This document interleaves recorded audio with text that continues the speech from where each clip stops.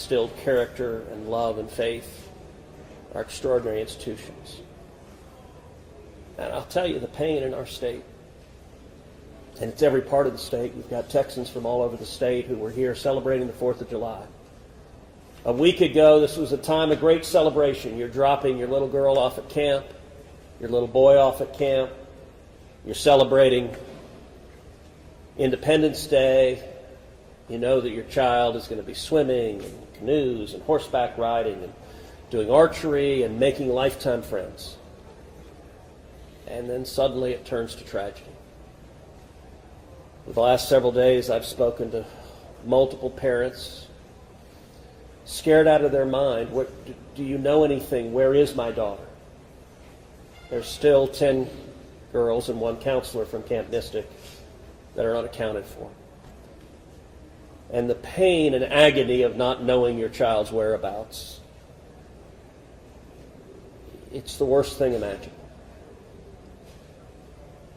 But I want to say, in the face of all of this, it is simultaneously inspiring.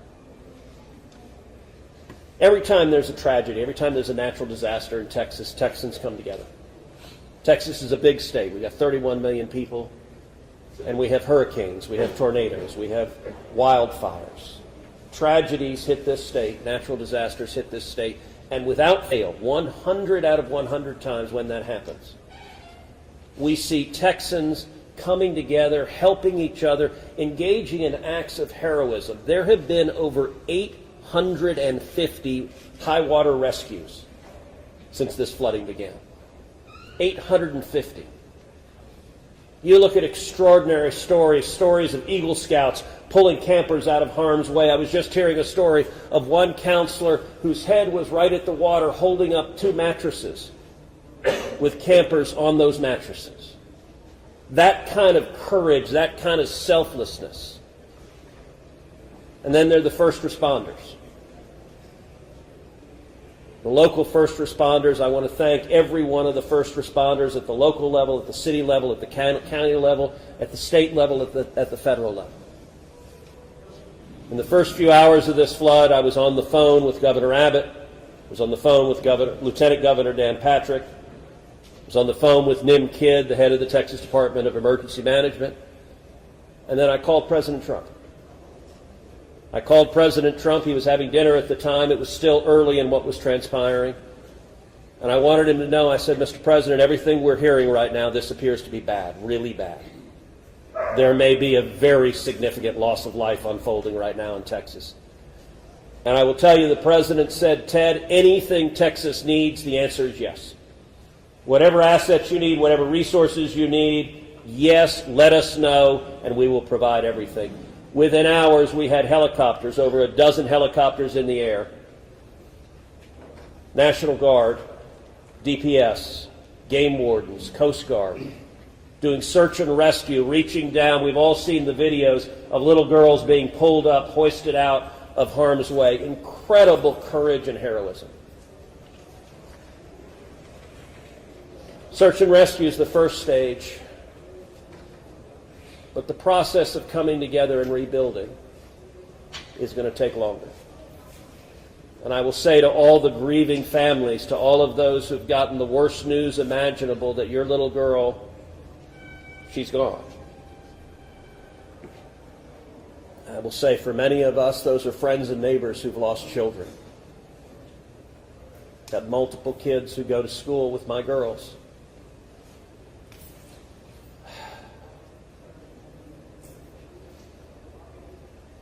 The mayor asked for prayers. And I want to say thank you to the millions of Texans, to the millions of Americans, to the millions of people all over the world right now who are praying for Texas and praying for those parents.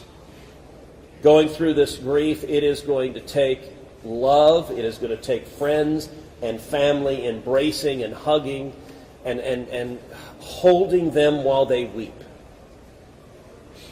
And it's going to take the church.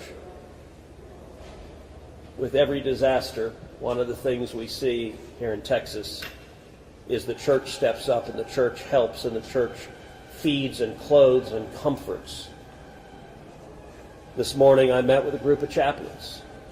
who've been going through the incredibly difficult process of talking to mom and dad after mom and dad who just lost the most precious person they ever knew.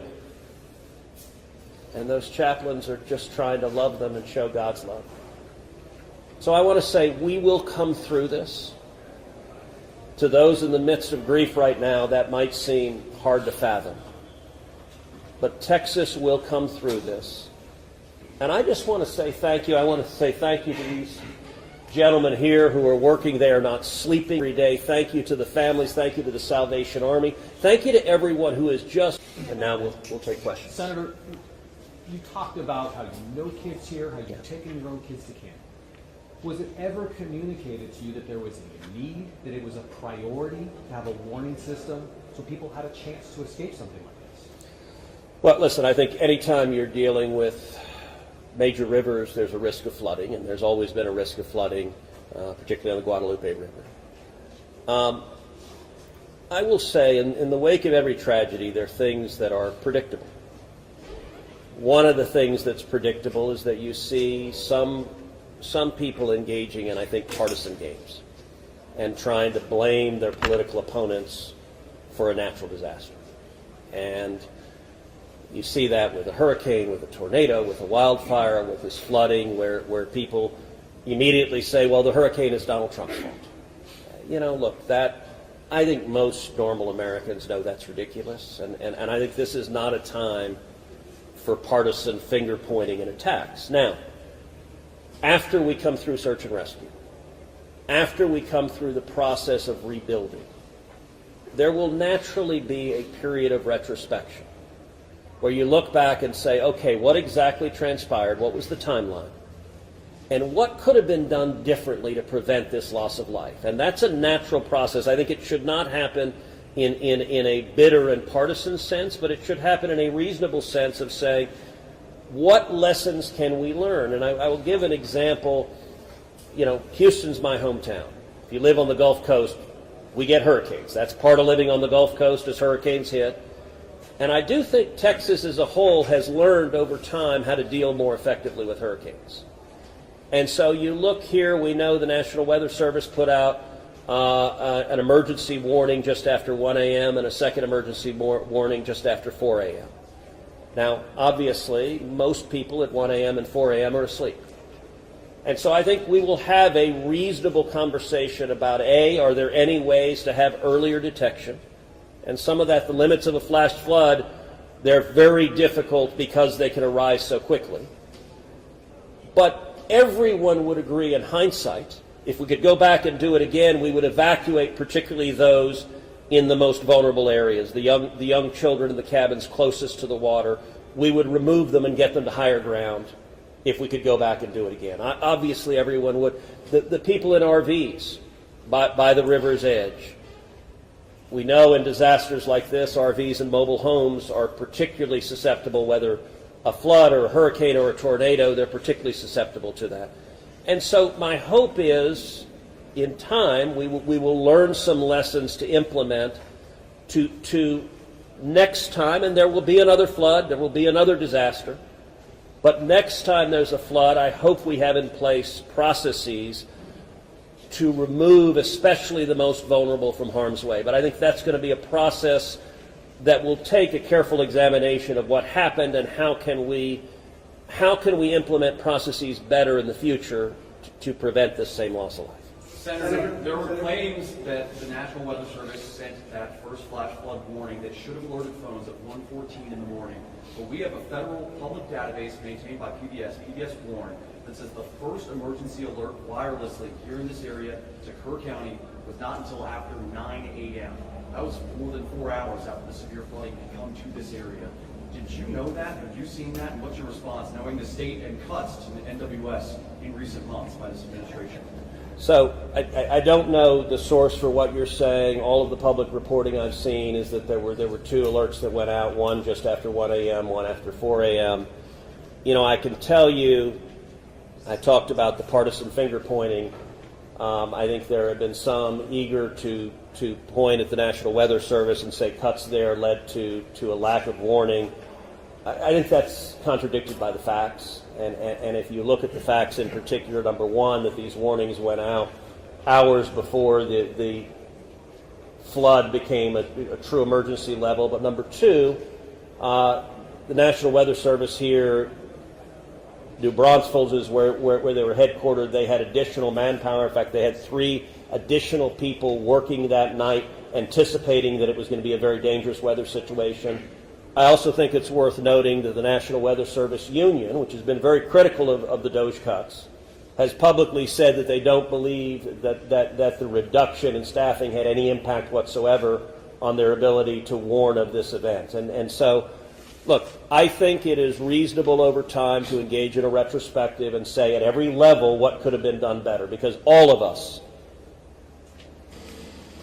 would want to prevent this horrific loss of life. But I think just immediately trying to use it for either side to attack their political opponents, I think that's cynical and not the right approach, particularly at a time when we're dealing with a crisis and we're dealing with grief. But does this make you question whether there should be cuts at the National Weather Service and FEMA? I know you've been supportive of FEMA. Look, I am very supportive of FEMA. I'm very supportive of the National Weather Service. They both perform essential roles, and I think it is critical in every federal agency, particularly when you're dealing with public safety, that we make sure that critical roles are maintained. That's a longer and broader discussion, but as I said, everything from the public evidence indicates that was not a contributing factor to what occurred Is it here. possible to get Dalton in just to talk about that and those the National Weather Service alerts? Because there were escalating forecasts throughout the day from the National Weather Service. What did the emergency managers of the county and other local officials do with that information, starting at 1:15 and onward, where you have the dire river forecast at 6:30? Were emergency managers doing anything to put any processes in place to warn people on the river? So overall, we were preparing for the July 4th, weekend. So we had National EMR on site. We were, basically stood up kind of an incident command post, if you will, to prepare for that event. So everybody was kind of up looking at weather. We looked at the weather before. When you looked at the National Weather Service, flood map, it spanned all the way from the west side of Texas, with Kerr County kind of being in that upper northeast corner of it. And so everybody, including the National Weather Service, was looking at where's the rain going to hit. We know it's somewhere in here, but with rain, especially when you're dealing with terrain, you got to figure out, sometimes you don't know until it falls. So once it starts falling, then you got to figure out, okay, how's the watershed going to do this? How's the science going to work? And when you had that north and south fork that we had talked about before, it all converged into one. We do know that a lot of the camps were looking at this just as much as as everybody was. With the rainfall percentages, even the National Weather Service had looked at, and don't quote me on the numbers, but it was anywhere between 1 to 7 inches. We got significantly over that. And again, when it goes into very congregated areas and how that watershed shifts into the rivers, that impacts things. And so the camps, obviously, we've heard stories where campers were getting up. They were up at 3:30 in the morning. They were trying to move to higher ground. And the other interesting part of the terrain, and we've talked to UGRA folks as well. This is the headwaters of the Guadalupe. This is the beginning. This is where everything forms when it comes into the North and South Fork. And so as those things develop, it develops very rapidly, very quickly, and this rose very quickly in a very short amount of time. And so those campers that were able to do that, it worked. There's been the other question, and I'll just give this one out. Evacuations. Well, why don't we evacuate? Well, evacuation is a delicate balance, because if you evacuate too late, you then risk putting buses, or cars or vehicles or campers on roads into low water areas trying to get them out, which then can make it even more challenging, because these flash floods happen very quickly. That's what. And certainly we saw that in 1987, but was there any discussion about evacuating earlier, when it wasn't too late? Was there any discussion about that among the officials? So, repeat your question. Was there any discussion to evacuate or activate any emergency plans before it was too late, where it would be very dangerous like that? Well, so again, just like disasters in Texas everywhere, it's very tough to make those calls, because what we also don't want to do is cry wolf. We don't want to make sure that we activate it at the right time. It is very difficult, very challenging, especially with this. We're looking at 100 kilometers, right? That's a big straight line distance. That's not even along the river. These areas take a lot of time to get out to. So even when first responders were on the ground at 3:30 in the morning and we had reports, we had first responders that were getting swept away, actually responding to the first areas of rainfall. That's how quick it happened. First responders who have experience, who are Swiftwater qualified, were driving to as soon as the rain started falling, were driving to these areas, and one of them got swept off the road. One last question, everybody. One last question. Between 1 and 4 a.m. from local law enforcement to the camp, saying, I know you can't get buses in an hour, but was there anyone telling the camp between 1 and 4 a.m. you need to get the girls to higher ground, at the very least, even if they have to walk up there in the rain, as many of them actually ended up doing? Was there any communication from local law enforcement to anyone at that camp between 1 and 4 a.m.? That I don't know off the top of my head. What I do know, though, is there's 55,000 people in Kerr County. Kerr County is a massive, massive area. From here to those camps is 45 minutes on a good day. And so, obviously one of the big challenges that we have, even when you have cell service, a lot of those areas don't even have cell service. Radio communications towers, radio towers within the hill country becomes very challenging. So there's a lot of areas, especially when weather comes in, where cellular towers are down or you already have bad service. So there's a lot of factors that play and a lot of variables in there on communication that, again, I think as we work through this process, we know everybody has a lot of questions regarding what are the next steps and what's next. And I think all of these things, these are all great questions. And as we continue search and rescue and as we continue to move to the next step, we definitely want to dive in and look at all of those things, from cell service tower to radio communications, or emergency alerting. Any of those things, I think we all really need to take a look at and review. And we're looking forward to doing that once we can get the search and rescue and stuff complete. In regards to the total number of, before I say anything else, I just want to say thank you to you, all the first responders, everyone involved. We've been praying. Thank you. We've been praying. The media's been praying. Thank you guys for doing that. I've got two questions. One, for you, try to get an accurate count on number of missing. I know you can't. I know we don't know we don't know what we don't know. Yes. But do we know a rough idea on total estimates that are still missing overall throughout the county? And then one of the follow-up, this may be from Senator Cruz, a lot of speculations being made about this being somehow man involved with the weather modification, with some of the rainmaker technology, working with farmland. Do you think any of that, is there going to be any investigations into that, or can you communicate anything on that? Let me answer your first question. I'm definitely turning that second one over to him. So on the first question, with missing persons, so obviously we have the knowns, the can't miss the kids, which is the numbers coming down as the sheriff has stated, and then we have the unknowns. We don't know what we don't know. We actually have a 5 hotline line. It fluctuates between 3 and 5, but we're working on it. We get calls 24 hours, 7 days a week. We haven't hit the weeks yet, but we're still taking in calls. We are collecting all that information. So we don't have a solid number that we're willing to talk about right now. We do know that it is a lot, because we also are getting a lot of fake calls. You're looking. This is a worldwide discussion, and we're dealing with scammers. Victims' families are being reached out to, saying that they have their kids pay me money. It's heartbreaking. It's absolutely heartbreaking. We're dealing with with mental health issues, where people are calling saying they have visions. All of these things we're dealing with on a day-to-day basis, and we're having to vet this information, and it becomes very taxing on our people. Again, this is an extremely heartbreaking. This is, if not the worst, one of the worst disasters in this region in a very, very long time, even beyond 1987. And but we're best estimate, like dozens or hundreds, or just to give people an idea. A lot. So, Not to get into the weeds on, people are asking lots of questions, and where should we start the investigation after? To the best of my knowledge, there is zero evidence of anything related to anything like weather modification. And look, the internet can be a strange place. People can come up with all sorts of crazy theories. What I know is a reality is that a whole lot of Texans are grieving right now. I will tell you, I was visiting with one parent who was talking about online, being harassed online because their information was public that they had a little girl who was missing at Mystic. And look, there are a lot of people who are messed up, and my call for everyone, there's a time to have political fights, there's a time to disagree. This is not that time. This is a time just to to reach out, support each other. Go volunteer at the Salvation Army. Give them money. Go volunteer at your church. Go. You know what I did when this happened? Just go hug your kids, because I got to tell you, I hugged my girls with tears in my eyes, because every one of us who's a parent, there but for the grace of God go I, and nothing will fill the void in these moms and dads' hearts, but they'll make it through it.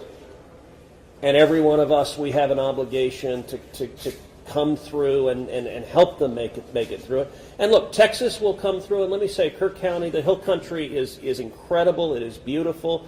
And these summer camps, Camp Mystic is an incredible Texas institution. For a century, it has made a profound difference helping young girls become strong women in Texas and across the country. And so, for me at least, I'm praying for these camps. I'm praying for all the campers, everyone implicated, everyone impacted, and I hope we come together and stand as one doing that. Thank you. Thank you for questions. Thank you, everybody.